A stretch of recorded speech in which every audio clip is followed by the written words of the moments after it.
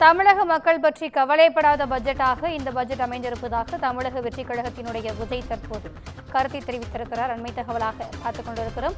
2025-2026 ஆண்டுக்கான நிதிநிலை அறிக்கையை இன்று காலை அமைச்சர் தங்கம் தென்னரசு தாக்கல் செய்திருந்த நிலையில் பல்வேறு அரசியல் கட்சித் தலைவர்களும் தங்களது கருத்துக்களை தெரிவித்து வருகின்றனர். அந்த வகையில் தமிழக மக்கள் பற்றி கவலைப்படாத பட்ஜெட்டாக இது இருப்பதாக தமிழக வெற்றிக் கழக தலைவர் விஜய் தெரிவித்திருக்கிறார்.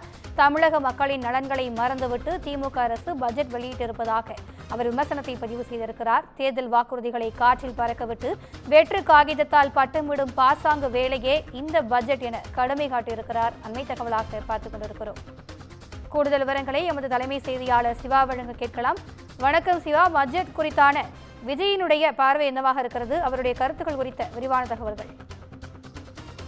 திவ்யா, தமிழக அரசு தாக்கல் செய்திருந்த இந்த பட்ஜெட் தொடர்பாக தமிழக வெற்றிக் கழகத்தினுடைய தலைவர் நடிகர் விஜய் தன்னுடைய கருத்துக்களை 2 பக்க அறிக்கை மூலமாக பதிவு செய்திருக்கிறார்.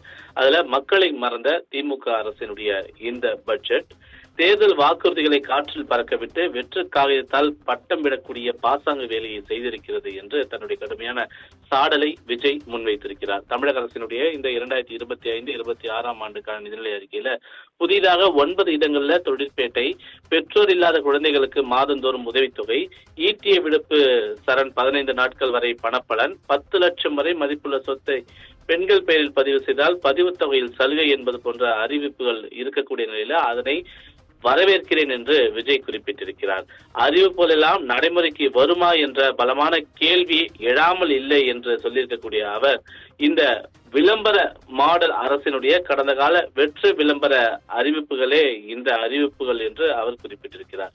புதிய அரசு கலை மற்றும் அறிவியல் கல்லூரிகள் அமைக்கப்படும் என்று அறிவிக்கப்பட்டிருக்கக்கூடிய நிலையில கல்லூரி கல்வியினுடைய தரத்தை நிலைநிறுத்த என்ன முன்னெடுப்புகள் எடுக்கப் போகிறார்கள் இந்த அரசு என்று அவர் கேள்வி எழுப்பியிருக்கிறார். அடிப்படையான சாலை வசதிகளை கவனிக்காமல் அன்பு சோலை போன்ற போலி அக்கறை காட்டக்கூடிய வெற்று அறிவிப்புகள் அறிவித்தது ஏன் என்றும் அவர் கேள்வி எழுப்பியிருக்கிறார். கல்லூரி மாணவர்களுக்கு மீண்டும் மடிக்கணினி வழங்கப்படுவது போல பள்ளி மாணவர்களுக்கு எப்போது வழங்கப்படும் என்ற அறிவிப்பு இதில் இல்லையே என்ற ஒரு ஆதங்கத்தை அவர் வெளிப்படுத்தியிருக்கிறார்.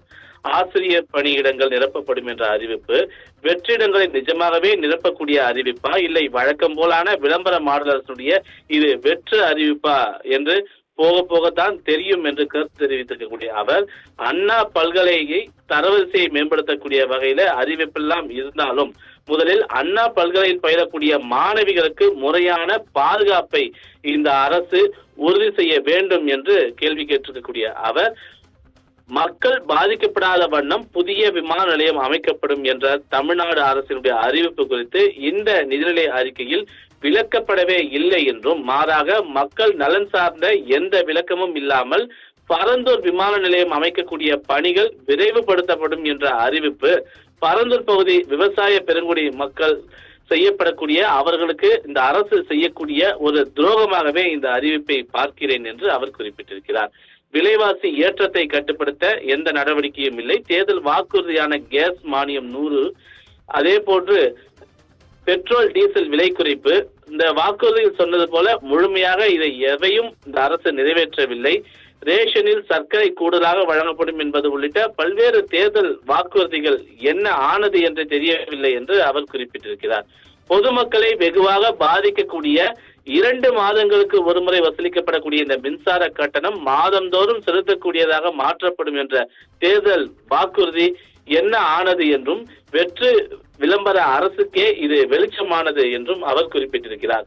அரசு ஊழியர்களுக்கு கூடுதல் குடியிருப்புகள் கட்டுவது, அரசு ஊழியர்களுடைய லட்சக்கணக்கான குடும்பங்களுடைய நலன் சார்ந்த ஜாக்டஜியோ கூட்டமைப்புடைய முக்கிய கோரிக்கையான அரசு ஊழியர்கள் மற்றும் ஆசிரியர்களின் பழைய ஓய்வூதிய திட்டத்தை மீண்டும் அமல்படுத்துவது குறித்து எந்தவித அறிவிப்புமே அறிவிக்காமல் அவர்களுக்கு குடியிருப்புகள் கட்டக்கூடிய அறிவிப்பை வழங்கி இருப்பது ஏன் என்று அவர் கேள்வி எழுப்பியிருக்கிறார்.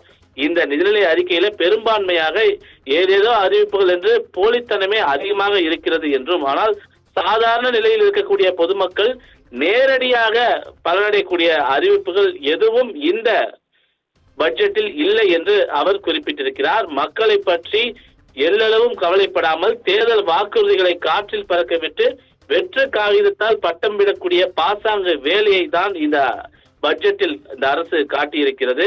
இது ஒரு ஏமாற்று வேலை என்றும், இந்த ஏமாற்று வேலைகளுக்கெல்லாம் மக்கள் 2026 தக்க பதிலடி கொடுப்பார்கள் என்றும் தன்னுடைய அறிக்கையில விஜய் குறிப்பிட்டிருக்கின்றார். திவ்யா, விரிவான தகவல்களுக்கு நன்றி சிவா.